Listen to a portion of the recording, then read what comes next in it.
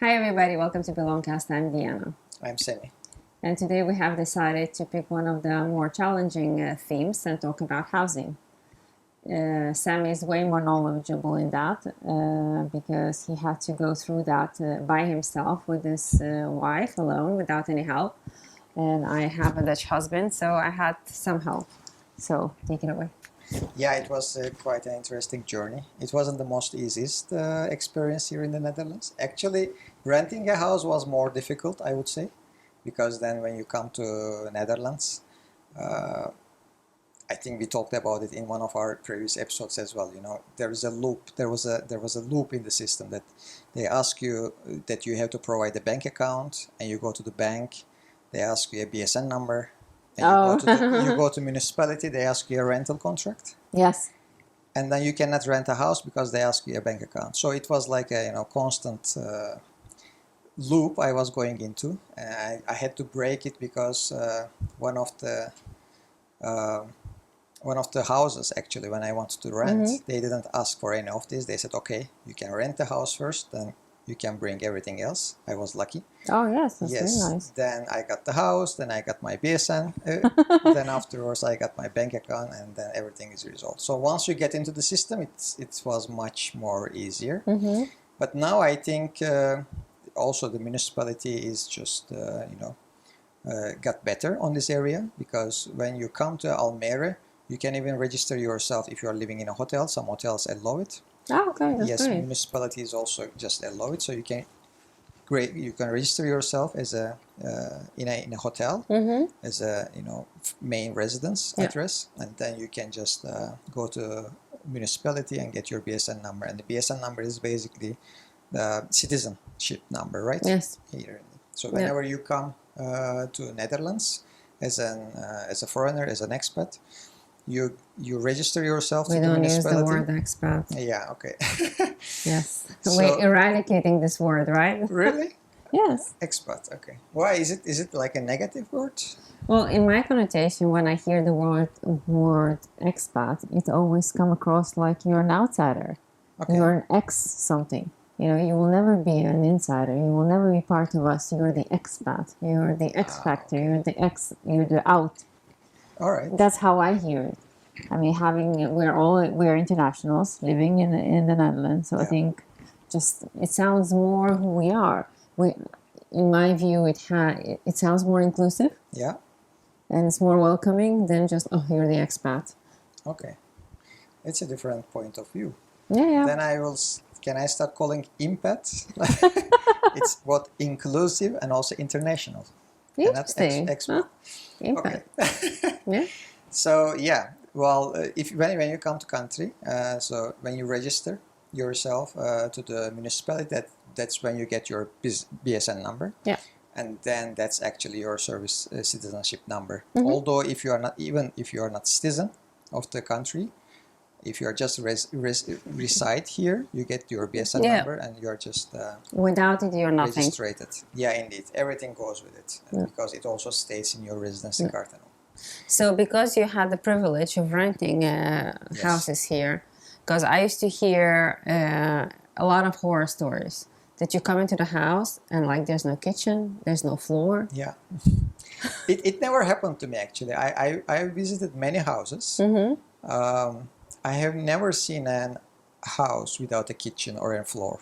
Okay. Although in Germany, I have seen many cases. My also sister-in-law lives there with their family. And from their stories as well, I have seen many cases when they move, people also take the kitchen together with themselves. I was always, asking why. Yeah. How can you make sure that your kitchen actually works in the new house that you are moving? Exactly. I mean, the kitchens, they're really like set in unless it's... I cannot imagine how you can take a kitchen. Me neither. I remember I met somebody and they were like, well, when I moved, we walked in and there was no floor. Yeah. We had to put in our own floor. And I was just like, who leaves the house and takes the floor with them? I asked the same question. I mean, like, what the hell? What are you gonna...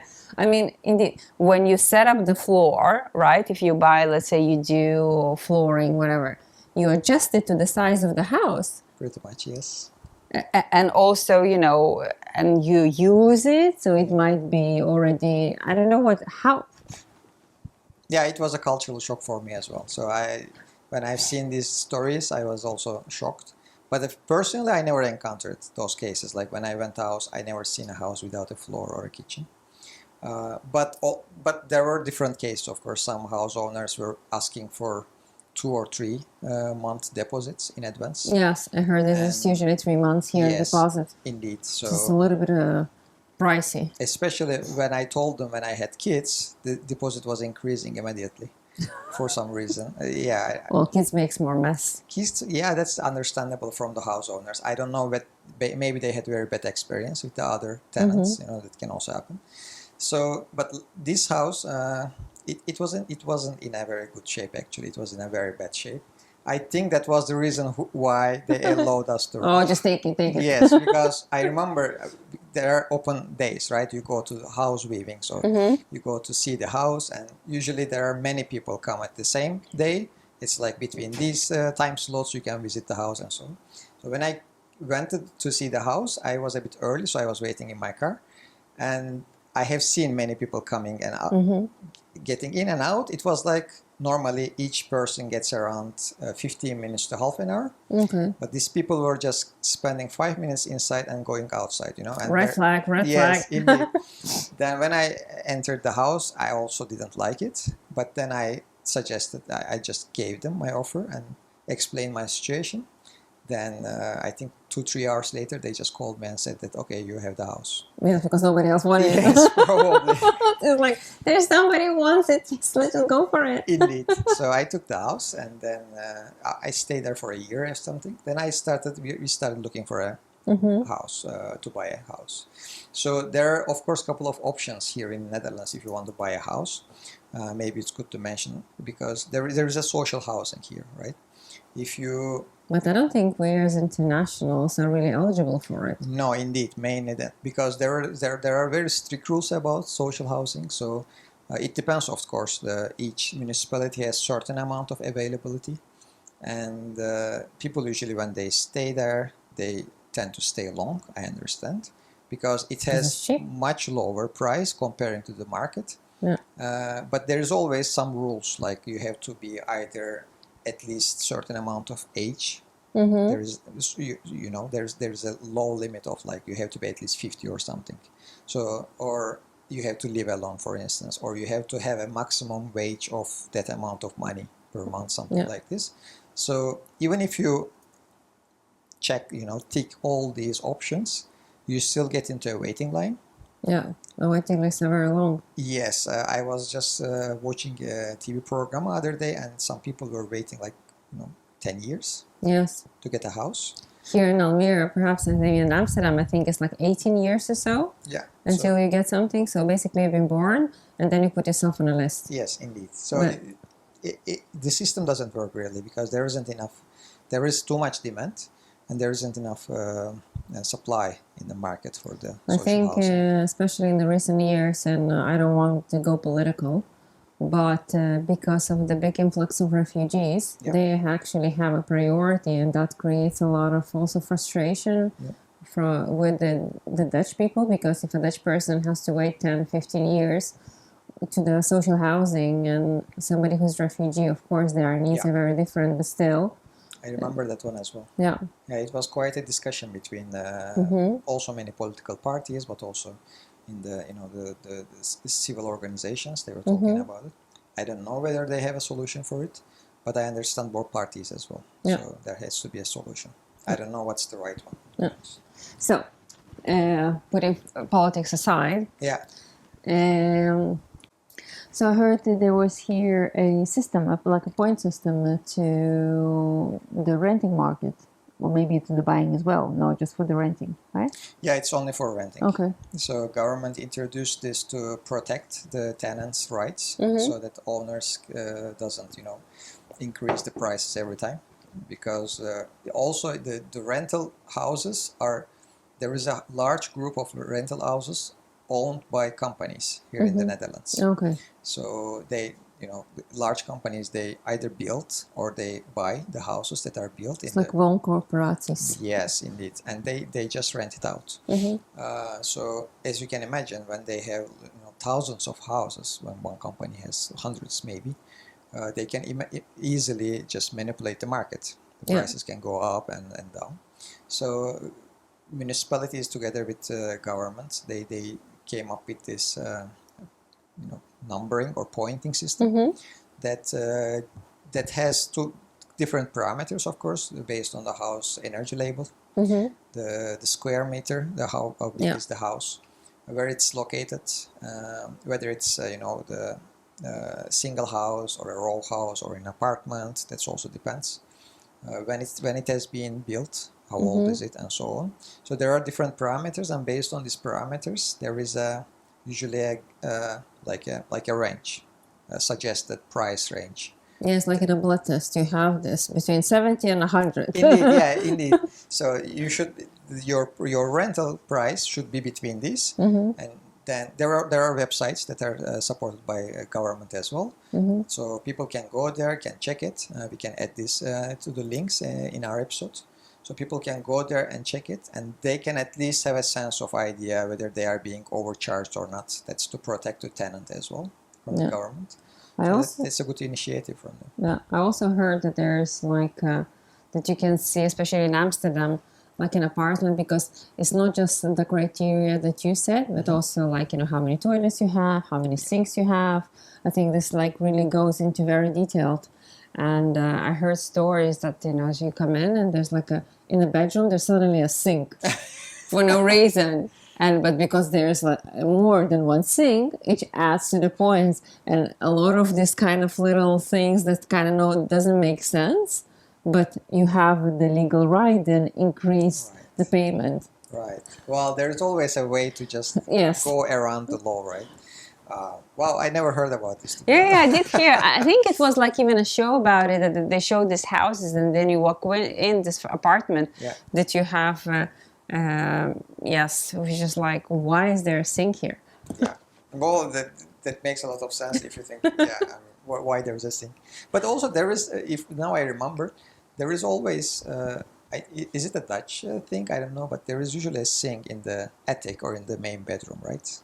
Have you ever seen this? When I was visiting houses, it was very common, like in every 2 out of 3 houses, they had this sink. In our house that we bought, we had in one of the rooms upstairs, there was a sink. Okay, yeah, there you go. Yes, but we didn't take it because the previous owner, he was using this particular room like his little wood workshop. Ah, okay. He was doing things, so it makes sense as is his working space. Okay. He wanted to clean his hands, so we didn't really think about it, but we did remove it. Because it was just that was one of the rooms that would go to one of the children, and the last thing we wanted so they will start because they were very young teenagers, and the last thing you want that kids have access to water. Yeah, you start floating from upstairs to down. Yes, and he was like, no, just leave it, it's gonna be nice for me just to brush my teeth with go. No, there will be no sink. There is no way. I understand. Of course, as a parent, I wouldn't allow it either. But yeah, I think it's a Dutch thing. So I don't know why. What's the reason behind it? Why there are too many sinks in the attics or in the main bedrooms? We can check about it as well. Yeah, I wish I would have a parental unit in my bedroom. Yeah, that's another thing. Yeah, that's another. That's amazing. That's I really miss that. To have that you get up from bed and then you just have your own bathroom and your toilet. The kids have their. This is something I really miss. Well, you can only wash your hands, your face. Yeah, maybe that's all you need. That's what you need. French showers. Yeah. So, well, yeah, that's back to housing, back to numbering system. So it's again to prevent the owners to overcharge the system. But yeah, in any case, people should, if they are looking for a house, if it's rental, they should check these websites to make sure that they are not being overcharged, because there are also some limitations, like if you stay more than 2 years in the same house, then law is more protecting tenant, so that if tenant doesn't Yeah, want to go there's- out, then there is no way for the homeowner to force them, if that makes sense. Yeah, I Maybe, heard maybe that they're there's small. yeah, I heard there's also a regulation, this change in regulation that if indeed person lives over a particular amount, there's not allowed to. Yeah, there was some kind of regulation They about cannot it. keep increasing the rent after, more than certain level, and the tenant has more right to stay in the house. So many people are also, I have seen and heard from many friends that when they're getting close to their end of 2 year, they are getting evacuated from the houses for Squeezed out. many reasons, like Yeah. there is someone coming in, or I'm going to do this, like I need house. There were like reasons like I need house for 2 months. After 2 months you can come back, something like this. Yeah, That's ridiculous. yeah, people are asking that what am I going to do for 2 months? Yeah, so those kind of things. So it's obvious that homeowners are trying to just not exceed the 2 years, Yeah. so just break it. But yeah, there is nothing protects this. Of course, homeowners has right to just evacuate the Yeah. tenants as well at the end of the contract, 2 years. So there is always a debate between the people who rent house and who are renting it out. Yeah. And what about buying? Buying is quite tricky because well, my experience was only in Almere, so I don't know much about other parts of the Netherlands. But one thing I know is that there's a shortage in the Yeah. houses. So it's always, so here in the Netherlands there is a bidding system. So when people want to buy the house, there is always more demand than supply. So if there's one house, you can see tens, or if not, dozens of people trying to buy this house. So I have seen, for instance, viewings for a house, more than 70, 80 people, different, families trying Wow. to see the house. You can imagine. So if so many people are coming, see the house, so usually what happens is that a real estate agent organizes this. So whoever wants to sell the house, usually they arrange a real estate agent Yes, to here it just goes like that indeed. to not do it because if you are doing it personally, it's too much. I mean, 70 people trying to, every day someone is coming and so on. So arranging it is much difficult, much easier. Of course, real estate agencies, they get some, they have some price to take from the seller as well, so they arrange it. So how it goes is that basically all people are, whoever is interested, they reach out to the real estate agent, then they make an appointment of something like this. So there is usually an open days of the houses, like house viewing days. Yeah, people just go there during this time. They view the house, they see, they ask questions to the agent, and all the questions are answered. Then after seeing the house, there is usually a bidding process. So so there is a market value of the house, but usually, at least in the last 10 years, it's always going up from the market house. Yeah. And there is also WOZ, WOZ value of the house. That's basically defined by the government and the cadastre. So each house has a value that is defined by government. But these values, there is a website for it, so anyone can go there and check it. We can also add it to our links. So these houses are like, these prices are like based, suggested by the municipality, let's say. Yeah. But the actual market value is much higher than this, usually. Yeah. So what happens is that, so when people want to buy the house, they can do a couple of things. For instance, one of them is that when they see the price, they can check, like Funda.nl is one of the most popular housing sites in the Netherlands. For instance, they can go to that website and check in the same neighborhood or in the same street, are there similar houses which has been sold recently, and which, what are the square meter price, basically, how much euro they have been sold. So that can give some insight. There are also private companies who does inspection and do valuation of the house. So because that's also mandatory for the mortgage. If you're willing to take the mortgage, you have to do it anyway. So these people come to your neighborhood and then check similar houses and see when they have been sold recently, whether they have been sold recently or not, but also what kind of market value they have. And based on this, also they evaluate your house, the house you want to buy basically, and then they give you a report. When Yeah. I wanted to buy my house, I get like a report with 6 different houses which were similar to my house. So then they suggest me the price that I should bid for instance. Yeah. For me, I remember one of the things indeed we had is an appraiser that came into the house, and one of the things, in case you're planning to buy a house, you should know that the appraisal is actually going to be coincided with the amount of mortgage you can receive. So let's say if a house is the seller of the house wants 250,000 for a house, and the appraiser comes in and says the value of the house is actually 220,000, this is the maximum amount that you can receive as a mortgage.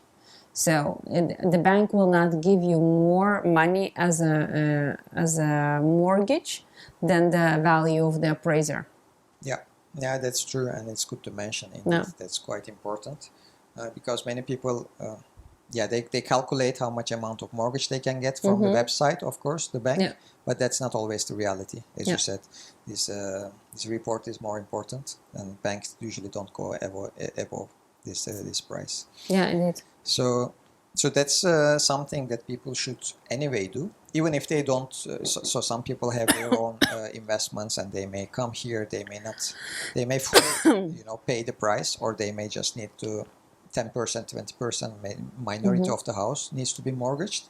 But even if it is the case, I suggest people to just go get the valuation. Yeah, I must. So yeah, because then it's not cheap, right? You are paying now 700, 800,000 euros for some houses, but minimum, I mean, even the small row houses are like 300, 400 right now here in Almere. So that's a lot of money, and getting an evaluation for a couple of €100 is definitely worth it. Yeah, you're talking not about the appraisal. You're talking about somebody that comes in and checks your pipes, checks the foundation. You're talking about that one? No, I know. That's house inspection. That's different. Oh, okay. Yes. Yeah, because we had a house inspection as well, and some houses you can actually. I remember when we were looking. So some people say, okay, we're gonna give you this money, but we don't want to have expect it. Yeah, we had that actually when we were selling the house. It was people were willing to pay a little bit. Said, okay, we will give you this amount without the inspection. We'll not expect whatever's gonna be. We'll take it. It's gonna be our responsibility to fix it. Now we were very. We were very transparent. We had an issue in a bathroom with the piping there, and we were very transparent about it. But when we were buying a house, we actually did have a house check, because of the problems that we had with the piping. That this was the house of my husband that he bought before that, and that he inherited from somebody else. Okay. So we invested. It was, I don't know, 500-600 euros. It was worth the money to make sure that what we're stepping into. Yeah, that's important. I did it as well. And based on this, because house inspection is indeed, they check everything, like whether there was a damage or water damage, those kind of things in the house in the recent time. What's the status of the windows, the piping, everything basically. And they give a full report. And actually, based on this report, you can, as a buyer, you can also negotiate with the seller and explain that, look, your house seems like at least 50,000 euros or something that I have to do just before I come. That's mandatory, not like, the makeup or something, that's mandatory. So you can negotiate the price. And of course, not all the buyers are okay with it, but, you can do your chances. Or even if it doesn't go as you wish, at least you can see how much amount of money you need just to enter the house. Yeah.